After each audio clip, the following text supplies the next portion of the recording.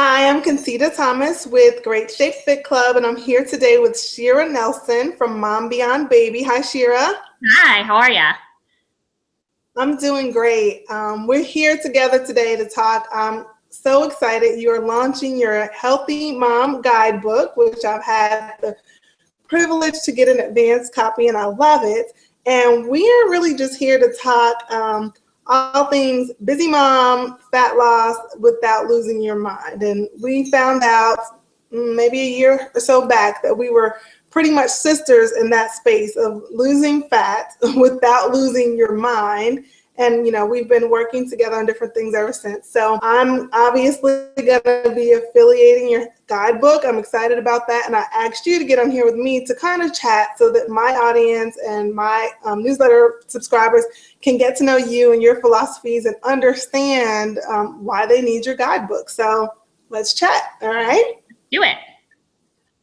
All right. So the one thing, well, there's a lot of things that I love about your guidebook, first of all. But the biggest thing that stood out to me about your guidebook was that I really feel like it solves what I call the busy mom's fat loss catch-22.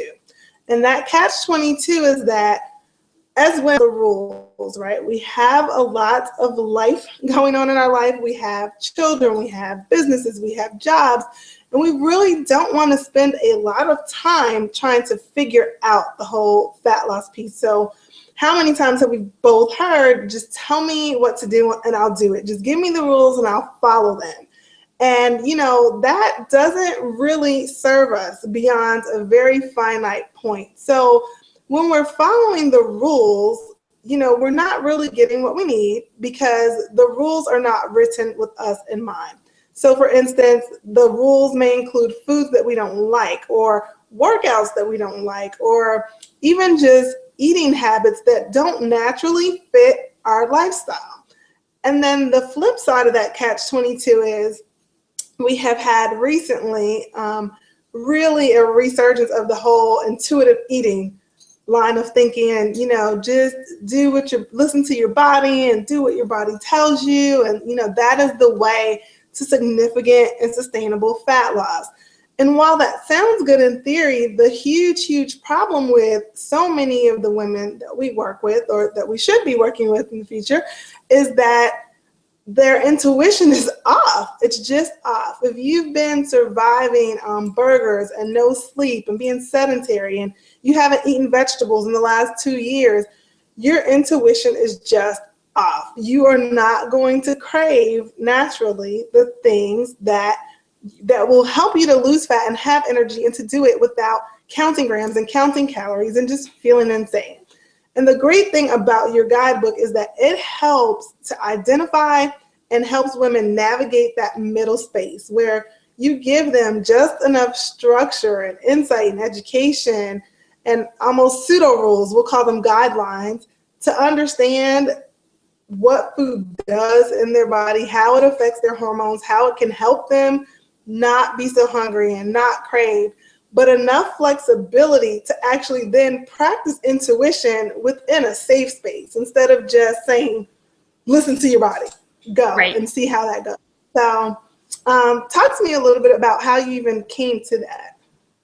So I spent years doing the whole excessive dieting, excessive exercise thing. And that was really great when I was single because I really didn't have anything else to do. So I just counted my food and weighed it and portioned it and spent hours at the gym. And that was all really great. And then when I became a mom, as we all know, life gets turned upside down. Your old habits, your routines, they all kind of go out the window, and you have to kind of find that place where you fit in. And so without just throwing in the towel and saying, you know what, I have no time, I'm just going to let it go, I had to find that place where, how can I make this thing work, this thing called a healthy mom lifestyle? How can I make this work and still be the mom, the business owner, the caretaker, the wife, the friend, and all of the other things I need to be? How can I make myself a priority? And so that's when it came down to, you know what, I got to find a middle ground here. I need to figure out what can I eat with minimal effort, minimal thinking, because I don't want to take my mental energy and think about food, right? Like we only have so much. So why would I want to think about food and exercise instead of my kids and all the other things that I need to be thinking about? So it was kind of like, how can I find that middle ground? And that's kind of where this guidebook came out of, is how can I help moms find that place where they are important and they learn how to take care of themselves, but in a way that makes sense for their chaotic lifestyle? Because just to tell someone to follow a plan or just get the motivation just doesn't work for moms. Like we have our own set of challenges, I truly believe. And so it's kind of finding that place of how can we make it work for us. And that looks different for me. It looks different for you. It looks different for our sisters, but it works because it's not an obsessive way of thinking anymore, but it's not a just eat whatever. It's kind of that in between, like we said, that middle ground. So that's kind of where this came from. Speaking of letting go of the obsession, we talk all the time about things that women believe, and at the hand of some gurus sometimes, right? Things that women believe they have to do in order to get in shape and stay that way versus what they really, really have to do. And letting go of that obsession, we talk about that all the time. And one of the things that I love about the guidebook when I got a chance to read it was that you give a 3-day meal plan for fast food. Like the whole meal plan is fast food. It's drive-through, it's gas station, it's brilliant because, a lot of times we talk to women all the time who say, when I have more time to cook, when I have more time to this, oh, I know I just need to cook at home. And they're waiting for that time when life is going to slow down so that they can quote unquote do it right. And you and I both know that time's never going to come. But you give a 3-day meal plan solely based on fast food. Now, granted, for those that like to cook, you give other resources too. But sure. I mean, how realistic is that, Well, for sure. I feel like the reason I did that was because I never want women to feel like they can't eat or they can't achieve their goal based on their situation. So there are some of us who are stuck at home with toddlers and newborns, and we're in that stage. And then there's those of us who are playing taxi and driving back and forth all day. So wherever we are, life is about our kids for the next however many years. So how can we look and feel our best wherever we are? I don't want anyone to have to go into McDonald's and say, well, I can't eat here. I'm just going to have to get the quarter pounder, because you don't have to get the quarter pounder, right? Or you're on a road trip or you're stuck in the car. And I just had to cave and eat blank because there wasn't anything. I mean, how many times do we hear there just wasn't anything for me to eat?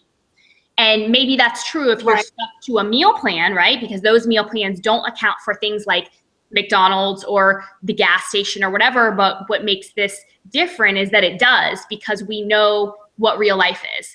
We know that real life is eating on the go, eating in your car, eating at a gas station, whatever it takes to feed your body in a way that makes you feel good and have energy and also helps you reach the goals that you desire.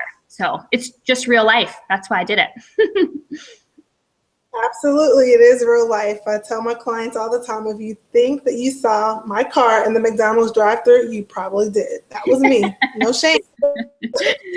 So let's talk workouts, because you mentioned, fueling your body in a way that you have energy. And, we know with food, we're both moms, me now for the second time, you about to be for the second time. So we know how that goes with the running around and trying to eat on the go.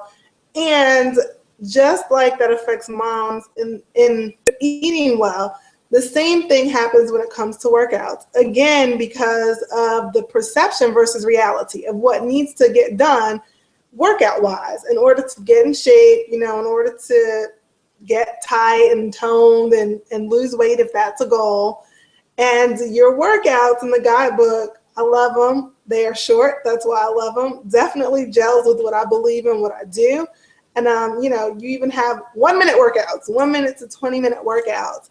Can you talk a little bit about what inspired you to go the short, intense route when it comes to exercise, and your thoughts behind exercise and program design for busy moms. Sure. So for me and for you, exercise for busy moms has to be about the most bang for your buck. It has to be about working to an intense level that you may have never even worked to before, because if you're going to spend an hour, you probably never got to that point of intensity. But working to an intense level so that you get it done, but it's like a bang. It's like a, here it is, you hit it hard and you're done. But I also realized that traveling to a gym, putting your kids in daycare with germs, and going home could take a good 2 to 3 hours. So maybe that's not the most realistic. So I went for home workouts with very minimal equipment so that that time factor is not there. So you can set your alarm for 30 minutes earlier. You can do it at lunch. You can do it when your kids are napping. You can do it after bedtime before the dishes, right? Because oftentimes we say, well, we have laundry and whatever, and we do. But those things can wait, because why are you behind the dishes? Why are you behind the laundry, right? That doesn't make sense. So I went home workout route. Again, minimal equipment, like you said, everything from 1 to 20 minutes. I kind of mixed them up into strength and cardio. And like you said, I also went into like the 5 principles of what is busy mom exercise. What does that look like for busy moms? Because before we became moms, it might have looked like something different. And we may still feel like we need to do X minutes, we need X machines, we need all of this stuff. But again, just like nutrition, we don't. And so how to get the maximum benefits in less time. That's really what fat loss exercise for a busy mom is all about. Absolutely. Is there anything, I'm trying to think, the biggest things I wanted my audience to know about you really was how realistic your approach is, about the guidebook, about how comprehensive it is. There are lifestyle tips in there. Habit, I won't tell them what that is, but but just you get so many tips for eating intuitively, eating on the go, exercising with very little time. It's an awesome, amazing resource. I'm glad you made it. Thank you. Definitely excited to introduce it to my followers as well. And in closing, I want a little bit, so tell them what's up with the hind. One of the things that... Oh, I love this one. Okay, so I'm kind of known as like the anti-domestic mom. So my husband always tells me like, you're the worst stay-at-home mom ever. And that's could possibly be true because I don't cook or clean. But anyway, but I don't miss my workout. So anyway, a few months ago, maybe it was even a year, I got this email from a fellow, very respected mom in the health and fitness industry, just like us.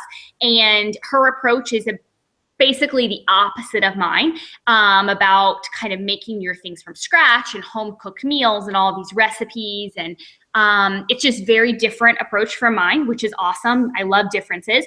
But anyway, in this email, she talked about that I should make my own ketchup, along with other condiments, dressings, and marinades and all of this. And I just laughed. And I know, like, I just really just sat there because I did make my own ketchup. Back in the day, I was paleo, hardcore. I made my own ketchup. And it sat in the refrigerator because it was disgusting. It was so horrible. I couldn't eat it on anything, but God forbid I'd use my Heinz because, the sodium and maybe the sugars or whatever, that must have been the reason I was just packing on the pounds, right? Like that's why I was tipping the scale was the Heinz, I'm sure. At that point, I really believed that it was. It was like the little things, right? It's like when you get to that point, you're so desperate and it's like, it must be the ketchup. Or it must be the spice in my chicken, right? Like that's what it is. So I went through that. I thought it's the ketchup. I have to make my own. My husband thought I was insane. Anyway, so now I get this email because I'm in a very different place. I'm laughing, thinking, I can't believe that there's moms who are making their own ketchup. I just can't believe it. I get it. It is cleaner. It is friendlier. Everything about it sounds really great. But if we don't have time to work out, we don't have time to do the dishes, the laundry, whatever, why are we making our own ketchup? It is such a small little rock in fat loss, right? Like it is so small, and everyone's like, but what about the sodium and it has sugar? Yes, it does. It totally does. But I promise you, that is not the reason that you're not reaching your results. It's not because of the ketchup. Yeah, I promise you. And now I am like I should work for Heinz. I love Heinz ketchup. I use it all the time. In fact, I use all condiments. Everyone laughs because I do, like, my famous recipe is chicken with barbecue sauce from a bottle in the crock pot. That's just how we roll in my house. Because I don't have the time. I don't want to take the energy, the space in my head to think about those things. And what's crazy is I'm leaner today than I've ever been, besides being pregnant. But even when I made my own ketchup and my own I was heavier then than when I just said, forget it. I'm going to focus on the big rocks and let all the small stuff go. And when I let all the small stuff go, it all happened. It like naturally aligned. It was amazing. So there's my ketchup story.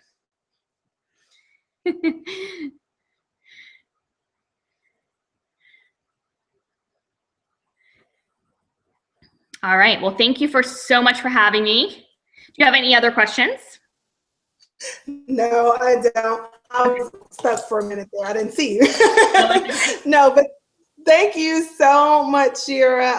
Yeah, that story was hilarious to me too. I thought that would give them a little bit of insight into your personality and how awesome you are. Thanks so much for this interview. And I look forward to introducing your guidebook to lots of people. Thanks so much. Thank you. Bye.